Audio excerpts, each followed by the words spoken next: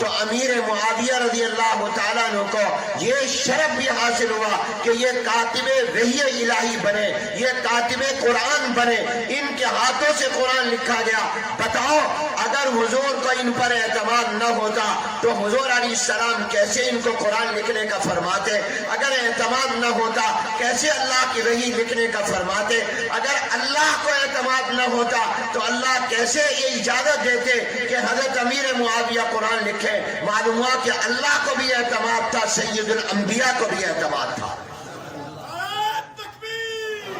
اور صرف یہی نہیں بلکہ ایک روایت میں آتا ہے کہ حضرت جبریل علیہ السلام سے جناب نبی کریم سے مشورہ کیا، سید الکائنات نے، سید الملائکہ نے، سید الانبیاء نے، سید الاولین والآخرین جناب نبی کریم صلی اللہ علیہ وسلم نے سید الملائکہ سے مشورہ کیا کہ کیا میں امیر معاویہ کو قرآن کریم اور جو وحی آپ لے کر آتے ہیں اس کے لکھنے کی ذمہ داری دے دوں، اس پر لکھنے کے لیے مقرر کر دو؟